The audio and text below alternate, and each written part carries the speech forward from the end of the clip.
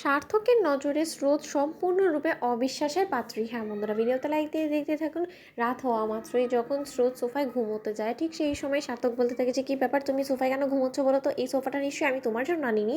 স্রোত বলতে থাকে যে, স্যার, এই ঘরে এই বাড়িতে সব থেকে বেশি যদি অতিথি এবং বাইরের লোক যদি কেউ থেকে থাকে সেটা একমাত্র আমি। তাই আর যাই হোক না কেন, এটা নিশ্চয়ই বুঝতে বাকি নেই আপনারও যে এই সোফাটা ঠিক কার জন্য উপযোগী। এই কথা বলা মতো সার্থক বলতে থাকে যে, দেখো, তুমি কি মনে করো না করো তাতে আমার কোনো কিছু যায় আসে না। হ্যাঁ, একটা জিনিস অন্তত তোমাকে আমি পরিষ্কারভাবে বলে দিতে পারি যে তোমার উপরে আমার বিন্দুমাত্র কোনোরকম কোনো বিশ্বাস নেই। আর বিশ্বাস নেই বিধেই আমি এই সোফাটা আনানোর জন্য অর্ডার করেছি, কারণ আমি খুব ভালো করেই জানি যে এই 1 বছর যদি এক বিছানা আমরা ঘুমানো শুরু করে দিই, তাহলে কোনো না কোনোভাবে তুমি তোমার বাউন্ডারি ক্রস করে অবশ্যই আমার কাছে আসার চেষ্টা করবে। আর আমি মোটেও চাই না যে এরকম অপ্রীতিকর কোনোরকম কোনো সিচুয়েশন আমাদের মাঝখানে তৈরি হোক, যার ফলে কিনা ভবিষ্যতে আমাদের সংসারটা এবং আমাদের সম্পর্কটা ছিন্ন করতে গিয়ে আমাকে কোনোরকম কোনো বিপদে পড়তে হয় বা ঝামেলা পোহাতে হয়। তখন স্রোত বলতে থাকে যে, স্যার, ভালোই বললেন, এত দিন ধরে আপনি আমাকে দেখেও তাও আপনি আমাকে ভালোভাবে এখনও পর্যন্ত পুরোপুরিভাবে বুঝেও উঠতে পারেননি, চিনতেও পারেননি। যদি সত্যকার অর্থে আপনি আমাকে ভালোভাবে জানতেন, তাহলে অন্তত এতটুকু আপনার জানা উচিত ছিল যে আমি আর যাই হোক না কেন কারোর সাথে বিশ্বাসঘাতকতা আজ অব্দি কোনো সময় করিনি,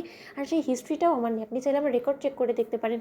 কিন্তু আপনি যেটা ভাবছেন না যে আমি হয়তো আপনার ঘুমানোর অবস্থার সুযোগ নেওয়ার চেষ্টা করবো, সেরকম বদ অভ্যেস বা নোংরামো করার ইচ্ছে বা আকাঙ্ক্ষা কোনোটাই আমার নেই। কারণ আমি খুব ভালো করেই জানি যে আমার লিমিটেশনটা ঠিক কতটুকু। তাই আমার লিমিটেশন ক্রস করে আমি কেনই বা আপনার উপরে ঝাঁপিয়ে পড়তে যাবো বলুন তো? যেখানে কিনা আমি খুব ভালো করেই জানি যে আমার অপোজিট পক্ষের যে মানুষটা আছে, সেই মানুষটা কোনো মতে আমাকে সহ্য করতে পারে না। তার তো চক্ষু ও শত্রু হয়ে গিয়েছি আমি, তাই না?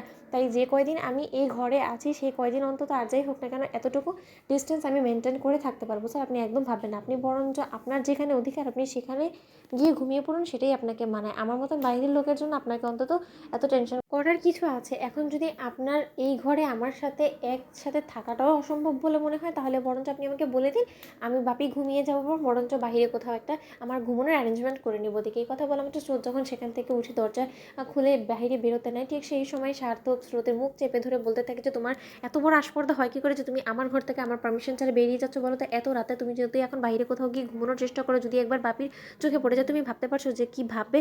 আর পিসিমণি তো পুরো বাড়ি চিৎকার চেঁচামেচি করে মাথায় করে নেবে। তখন আমি কী উত্তর দেবো বলো তো? দেখো স্রোত, তুমি যদি ইচ্ছাকৃতভাবে বাবার চোখ খোলানোর চেষ্টা করতে থাকো, আর যদি আমাকে বাবার কাছে অপরাধী সাজানোর চেষ্টা করার উদ্দেশ্য নিয়ে থাকো, তাহলে আমি তোমাকে বলে দিচ্ছি, এই উদ্দেশ্য তোমার কোনোদিনও পূরণ হবে না। কারণ যতদিন পর্যন্ত এই বাড়িতে তুমি আছো, ততদিন পর্যন্ত আমাদের এই দূরত্বর কথাটা তোমাকে ধামাচাপা দিয়ে থাকতে হবে। আর যদি তুমি সেটা না পারো, তাহলে আমাকে তুমি এখনই বলে দাও, আমি ডিভোর্স পেপারস রেডি করতে রাজি আছি। ওদিকে এই কথা বলার মতো স্রোত বলতে থাকে যে, স্যার, আপনার যেটা ইচ্ছা আপনি সেটা করতে পারেন। চাইলে আপনি এখনই ডিভোর্স পেপারস রেডি করে ফেলুন, আমি এখনই সিগনেচার করে রেখে দিই। না হয় আমরা এক ঘরে থাকলাম, তাতে কি? কিন্তু তার শর্ত ডিভোর্সটা তো হয়ে গেলে আপনি অন্তত নিশ্চিন্ত থাকতে পারবেন, ঘুমোতে পারবেন। তো বন্ধুরা, ভিডিওটা ভালো লাগলে লাইক এবং শেয়ার করে সাবস্ক্রাইব করতে ভুলো না।